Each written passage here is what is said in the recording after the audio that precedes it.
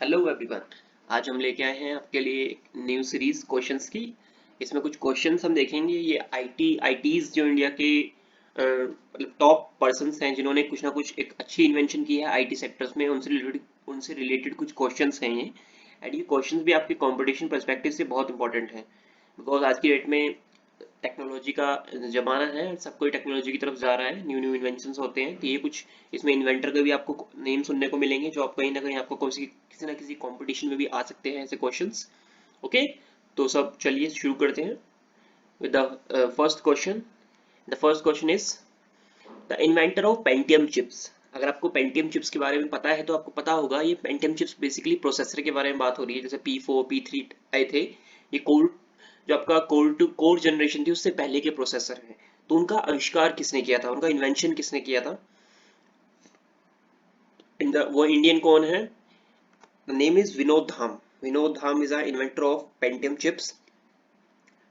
The second question is an Indian American who is a co-inventor of the universal serial bus. एक भारतीय अमेरिकी जो universal serial बस का सह आविष्कारक थे, मतलब उन्होंने जिन्होंने इन्वेंट किया था, बेसिकली इनकी टीम थी, उसमें ये को इन्वेंटर थे, इन्होंने भी अपना योगदान दिया था इसे इन्वेंट करने में।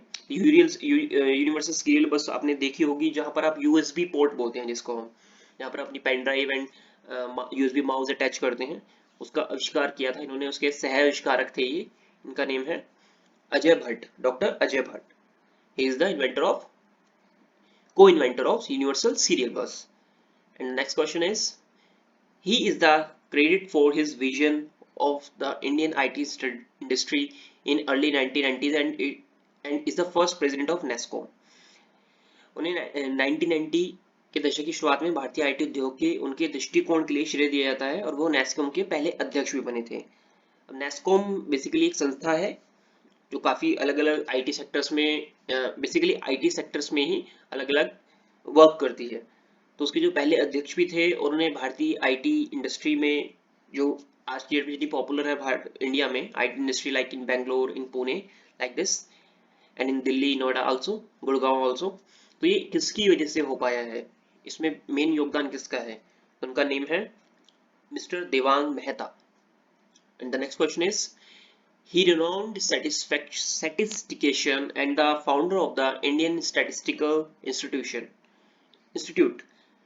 ये एक सांख्यिक विधि और भारतीय सांख्यिक संस्थान के संस्थापक भी थे। इनका नेम क्या है? एंड ये है प्रोफेसर PS मेहलानोबिस।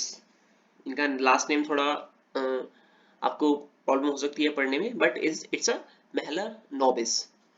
ये एक प्रसिद्ध संख्या विधि थे, स्टैटिस्टिकन थे, एंड इन्होंने ही इंडियन स्टैटिस्टिकल इंस्टीट्यूट की नींव रखी थी, ये फाउंडर थे उसके basically.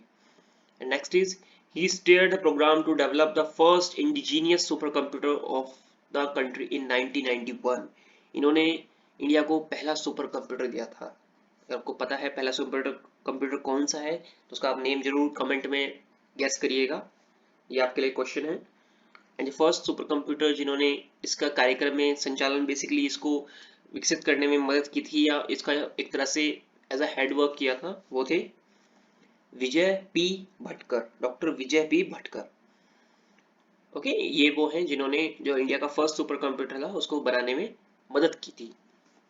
Next is name the author of the report title planks law and the hypothesis of light quanta which is considered to be the beginning of quantum statistics। Planck का नियम और प्रकाश क्वांटा की परिकल्पना शीर्षक वाली report के लेखक का नाम बताइए। बेसिकली इसको आप याद कर लीजिए, एक रिपोर्ट है planks law and the hypothesis of light quanta. इस तरह से क्वेश्चन आ सकता है कि इसमें जिन्होंने रिपोर्ट दी उसका ऑथर का नाम बताइए। यही पूरा एज इट इज, ये जैसा क्वेश्चन आपको दिख रहा है ऐसा क्वेश्चन भी आ सकता है। और इन्होंने क्वांटम संख्या की शुरुआत माना जाता है, मतलब इसी रिपोर्ट से बेसिकली शुरुआत माना जाता है। एंड ये किसने दी थी report? And the author is doctor Satyendra Nath Bose. He is the author of Planck's law and the hypothesis of light quanta.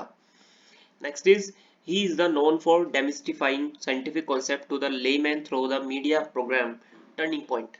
उन्हें मीडिया कार्यक्रम के टर्निंग पॉइंट के माध्यम से वैज्ञानिक अवधारणाओं को आम आदमी तक पहुंचाने के लिए जाना जाता है।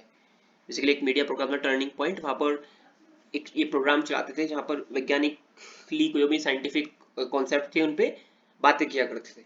तो उनका नाम है, जिनको इसका योगदान दिया, जिन्होंने जिसने ये सब बेसिकली इस प्रोग्राम को एज अ होस्ट करते थे, उनका नेम है professor Yashpal. 8th, the Indian American scientist who is considered to be one of the early pioneers of artificial intelligence। भारतीय अमेरिकी वैज्ञानिक जिन्हें आर्टिफिशियल इंटेलिजेंस के शुरुआती अग्रदूतों में से एक माना जाता है। मतलब ये एक भारतीय अमेरिकी साइंटिस्ट हैं, बेसिकली ये भारतीय मूल के साइंटिस्ट हैं अमेरिका में, ओके, जिन्हें आर्टिफिशियल इंटेलिजेंस का एक तरह से जो शुरुआत जिन्होंने की उनमें से ये एक हैं। ओके, वैसे बेसिकली जो आर्टिफिशियल का फाउंडर देखा जाता है वो कोई और है। ये भी आपके लिए क्वेश्चन है, आप उनका नेम बताइएगा कमेंट में कि उनका नेम क्या है, जो आर्टिफिशियल के एक्चुअली में जिन्होंने वर्ड कॉइन किया था। एंड जो उनका नाम है, जो ये इनके एक शुरुआती लोगों में से माने जाते हैं, पाइनर्स में से माने जाते हैं, हिंदी में अग्रदूत बोलते हैं बेसिकली, तो ये है आपके doctor Dabala Rajagopal Reddy. Next is he played an important role in establishing the prestigious Indian Institute of Technology। इनका एक बहुत इंपॉर्टेंट योगदान माना जाता है, जितने भी IITs आपने देखे होंगे उनकी स्थापना करने में। तो बेसिकली शुरुआत इन्होंने की थी, जो फर्स्ट IIT था। तो बेसिकली IIT इतने पॉपुलर हुए, बाद में जगह जगह खुले। And the name is doctor Humayun Kabir. इन्हें ये फर्स्ट ऐसे पीपल हैं जिन्हें, मतलब फर्स्ट नहीं कहेंगे, बेसिकली यही हैं जिन्होंने IITs की स्थापना की थी, एक महत्वपूर्ण भूमिका निभाई थी। And choose the Indian scientist who was the Pioneer in demonstration of wireless telegraphy. उस भारतीय वैज्ञानिक को चुने जो वायरलेस टेलीग्राफी में के प्रदर्शन में अग्रणी थे, जिन्होंने वायरलेस टेलीग्राफी को एक तरह से डेमोन्स्ट्रेशन किया इन इंडिया में। ये इंडियन साइंटिस्ट थे। इनका नाम क्या है? इनका नाम हम पे चलते हैं, Jagdish Chandra Bose. His name is Jagdish Chandra Bose. ये जो हमने क्वेश्चंस किए हैं, ये क्वेश्चन अगर आप कंपटीशन के पर्सपेक्टिव से देखो या नॉलेज के पर्सपेक्टिव से देखो तो बहुत इंपॉर्टेंट है। आप इन्हें एक दो बार कोशिश करो रीड करना। वीडियो को आप एक बार भी देख सकते हैं, अदरवाइज नोट्स भी बना सकते हैं अपने लिए, एंड ये आपके लिए बहुत वैल्यूएबल होंगे क्वेश्चंस। ओके, चाहे आप किसी भी फील्ड से हो, बिकॉज आज की डेट में कंपटीशन में क्वेश्चंस कोई मायने नहीं रखते, कहीं से भी आ सकते हैं। IT का जमाना है तो IT सेक्टर से भी क्वेश्चंस आने के बहुत चांसेस होते हैं। And thank you. अगर आपको वीडियो पसंद आई तो प्लीज लाइक करिए, ज्यादा से ज्यादा लोगों के साथ शेयर करिए, एंड प्लीज चैनल को सब्सक्राइब करना ना भूलिएगा। And press the bell icon, जो आपको लेटेस्ट नोटिफिकेशन ऑन टाइमली मिलती रहे।